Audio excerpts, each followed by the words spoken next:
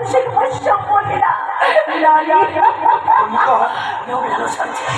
ছিন্ন ভিন্ন করেছে আমার অন্তরটা, তার সেরি ঘরের মতো ভেঙে দিয়েছে আমার স্বপ্নের নেই,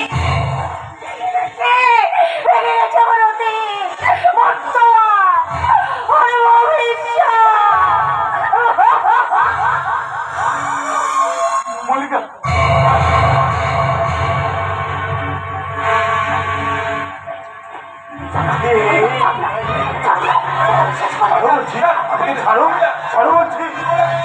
আপনি কিন্তু ভুল করছে। শোরের বাচ্চা বড্ড ভার বেড়েছি।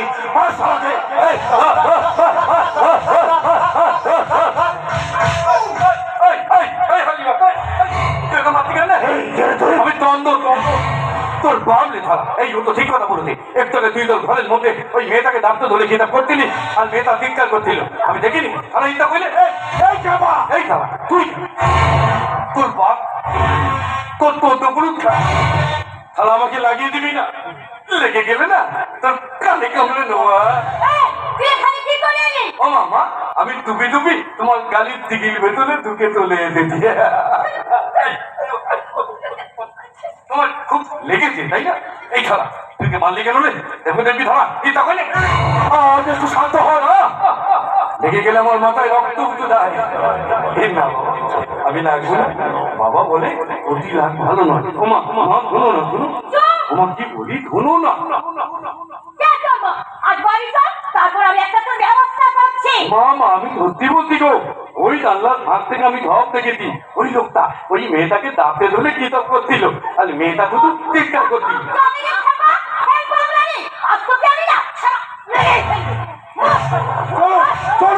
চলো এই পাগলের পাগলামি দেখার মতো সময় আমাদের নেই, চলে আসুন চলে আসুন।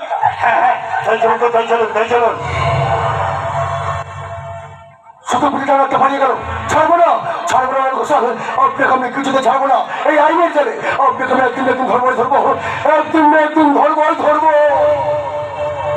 এই না না তোমরা সবাই চলে যাও না, তোমরা শোনো আমি আমি কিন্তু পাগল নই। এরা এরা সবাই জোর করলে আমাকে পাগল বানিয়ে লেগে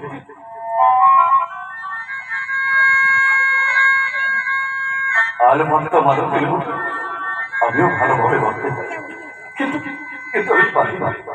আমার ধপকে কেমন যেন বন্ধ হয়ে যায়, মাঝে মাঝে ভুলে যাই আমি কি চিঠি পাতা থেকে হারিয়ে যায় আমার অতীত বর্তমান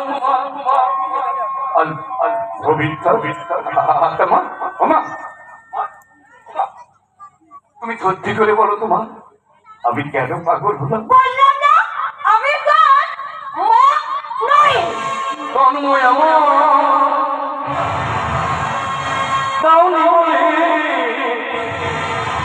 জননী কেন ভুলি না এলে মাতা কেন মাগো তোমার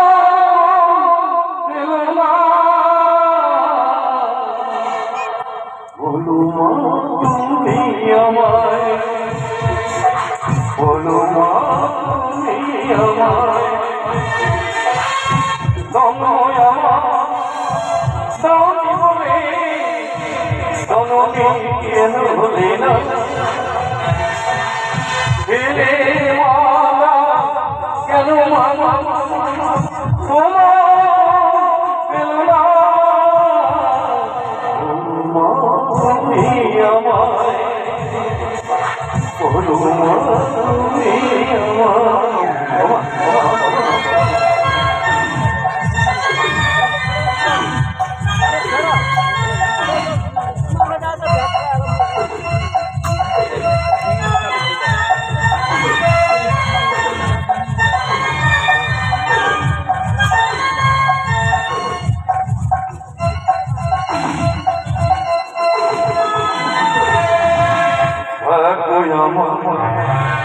বাজছে দিতে নিয়তি আমার ভাগ্য আমার বাজছে দিতে নিয়তি আমার কেহ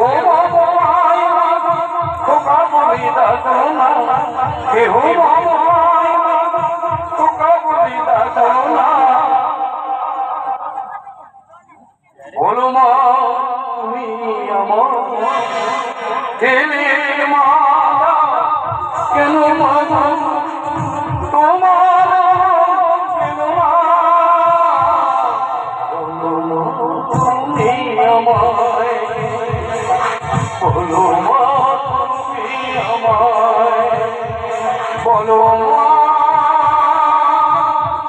তুমি আমার।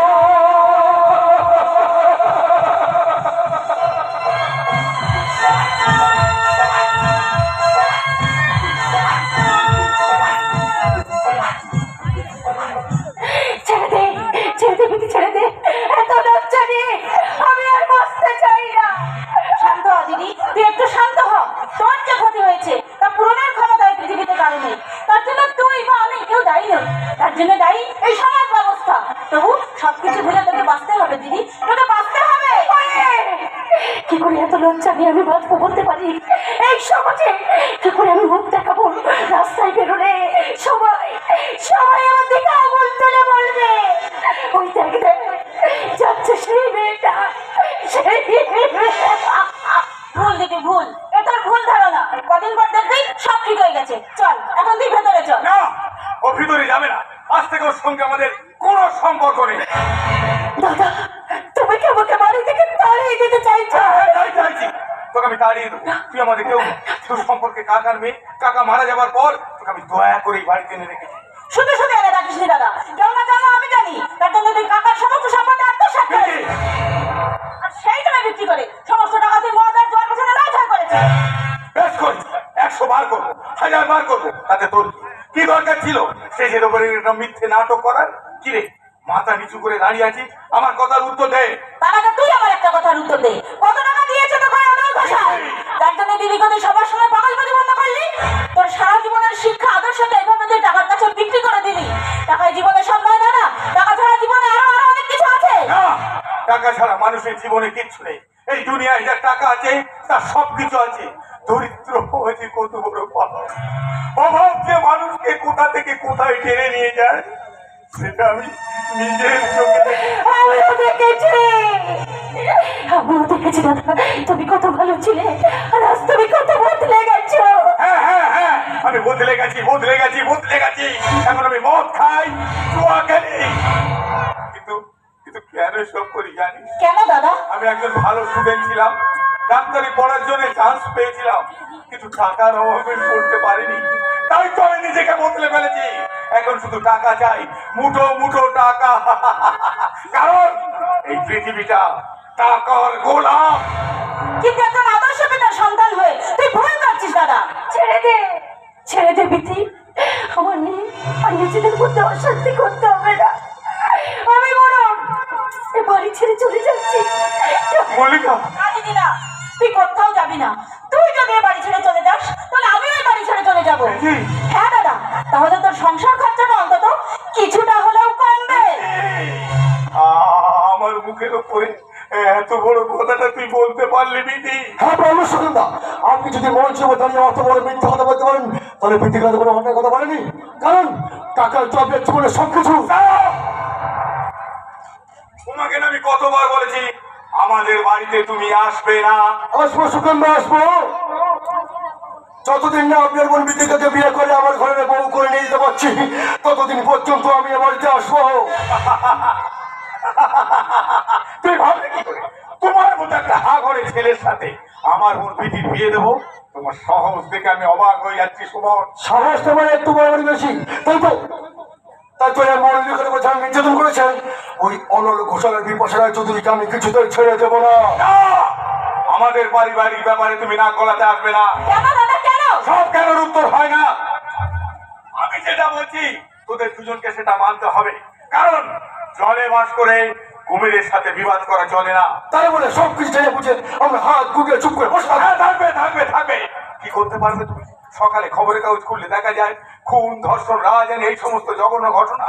কোটা দোষী শাস্তি পাচ্ছে। আরে বাবা, যেখানে পুরো সিস্টেমটাই খারাপ হয়ে গেছে সেখানে তুমি আমি কিচ্ছু করতে পারবো না। তাই বলছি নতুন করে বিবাদ বাড়িয়ে কোনো লাভ নেই। যেটা ঘটে গেছে গেছে, সুগন্ধা, সেটাকে নিয়ে জল ঘোলা করো না সুমন। সুগন্ধা, জল ঘোলা তুমি করো না। সুগন্ধা, আর যাবেন না, শুনে যান। সুগন্ধা, যাবেন না, শুনে যান। ছেড়ে দাও, ছেড়ে দাও সুগন্ধা। আমার জন্য তোমার আর কিচ্ছু করতে হবে না। সেই ছোট্টবেলাতে বাবা মাকে হারিয়ে সেই থেকে এই বাড়িতে আমি আসছি। আসছি তার জীবনে কোনো মূল্য নেই।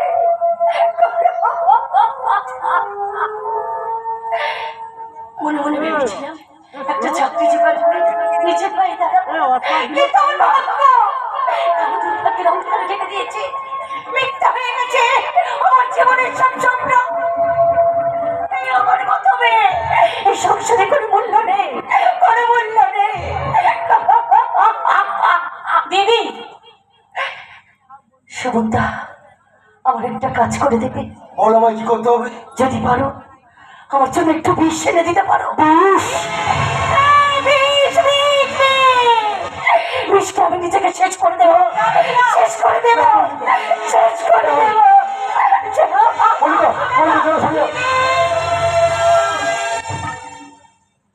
আচ্ছা বেদিকা, তোমার কি মত? সত্যি কি দোষী কোনদিন শাস্তি হবে না?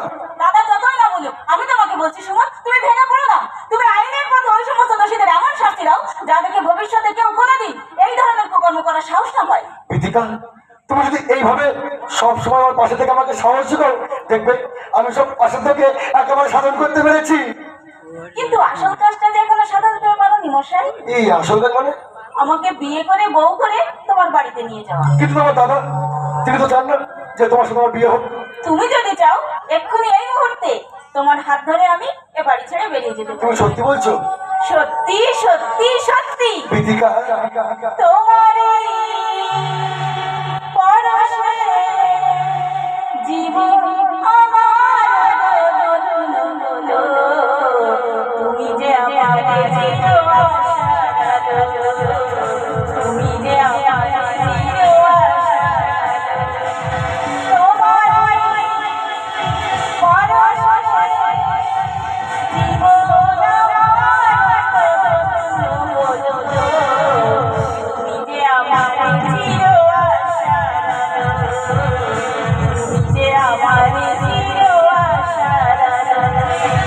তোমার পরশে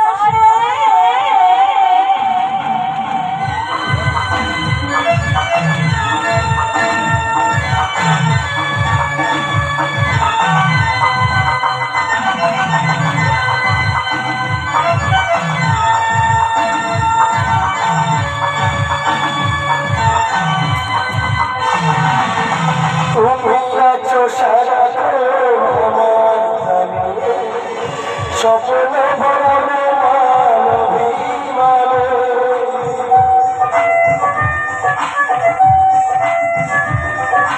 তুমি আছো সারাক্ষণ আমার ধ্যানে, স্বপ্ন ভরণে মানবিমানে।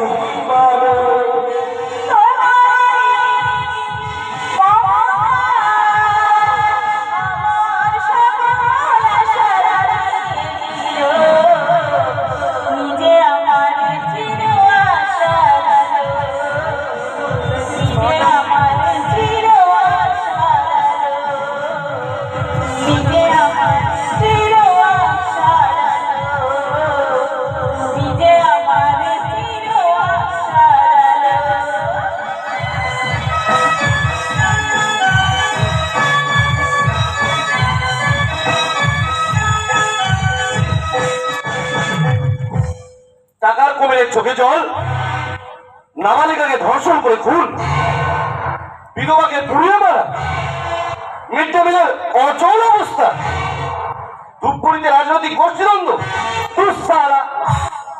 একটাও ভালো খবর নেই, আজকে দিনটা পুরো মাটি হয়ে গেল।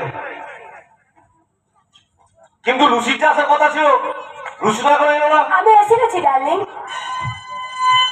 তুমি দেখেছো আমি না এসে থাকতে পারি? কিন্তু তোমার তো অনেক আগেই আসার কথা ছিল লুসি। তার জন্য আমি তোমার কাছে ক্ষমা চেয়ে নিচ্ছি। কিন্তু তোমার দাদাকে আসার কথা ছিল, তিনি কেন এলেন না? আমার দাদা আর তোমার মা একটা জরুরি মিটিং এ গেছে, এক্ষুনি চলে আসি। তাহলে আমাদের বিয়ের ব্যাপারটা? বিয়ে করে একেবারে পাগল হয়ে উঠেছো দেখছি। বিয়ে না করে হলেও আমাদের একসাথে চলাফেরা বাধা কোথায়? কি করবো বলো লালি, তোমাকে জানা যে আমি এক মুহূর্ত একা রাখতে পারছি না। বোকা কোথাকার। আরে বাবা, বিয়ে না করে হলেও আমাদের একসাথে মিলিত হতে দোষ কোথায়? এসো কাছে এসো। লুসি, মিলকে ডোরে বাঁধনি चांद पे तेरा चाँद तुझे रात दिन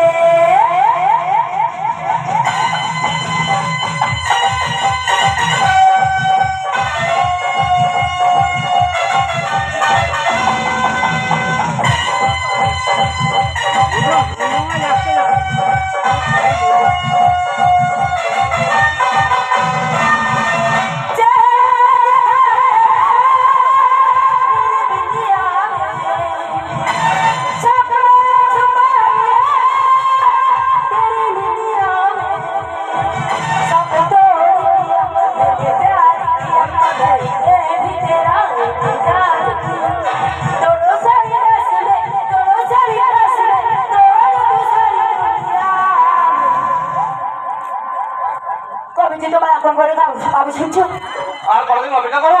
তোমার মা আর আমার দাদা একসাথে বসে আমাদের বিয়ের ব্যাপারটা ভাইরাল করবে। হবে না, ফাইনাল হবে না।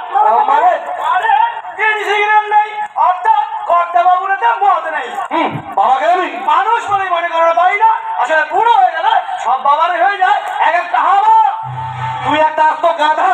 এই এতক্ষণ কোথায় ছিলিস? আগে ওই ঘাস খাচ্ছিলাম, ঘাস। বসে ইংরেজি বলে কোনো লাভ হবে না ম্যাডাম।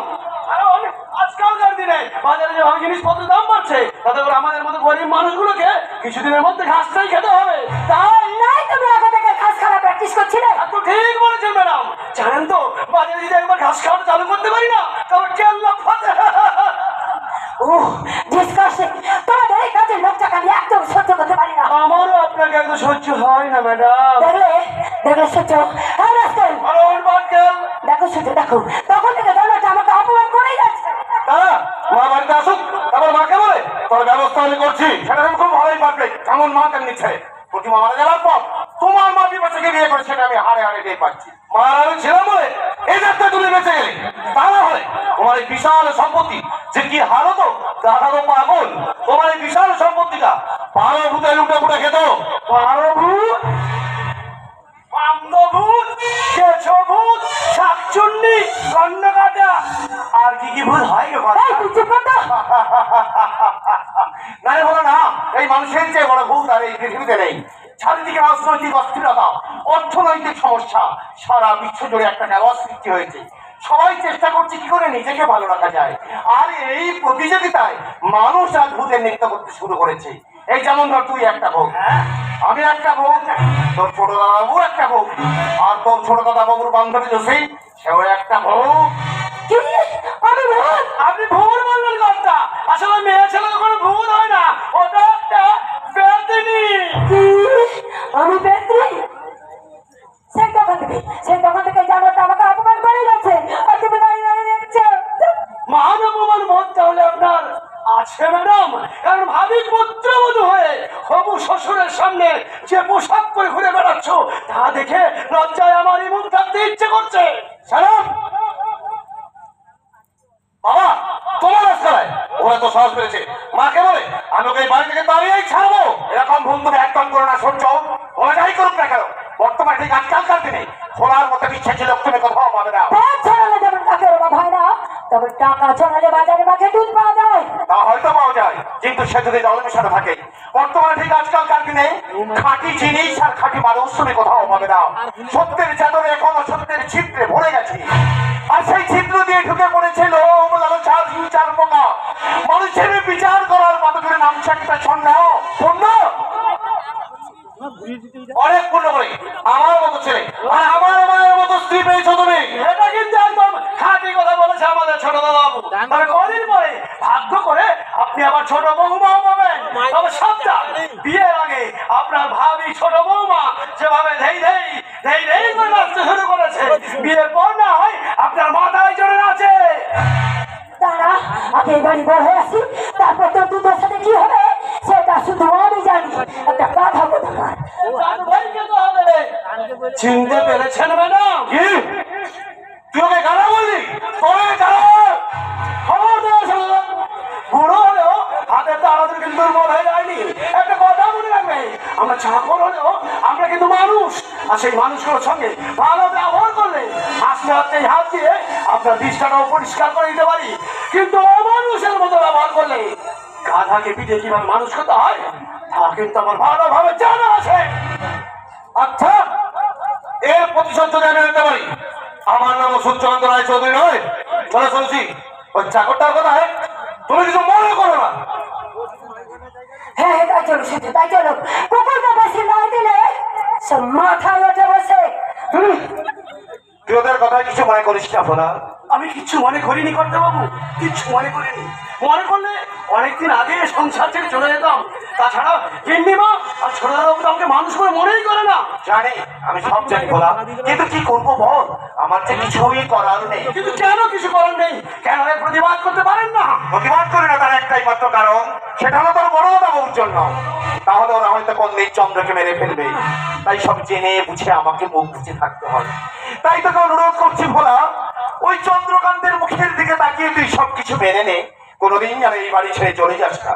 যাবো না আপনাকে আর ওই বড় দাদাবাবুকে ছেড়ে আমি কোথাও যাবো না কর্তাবাবু, কোথাও যাবো না। সেই ছোট্টবেলা থেকে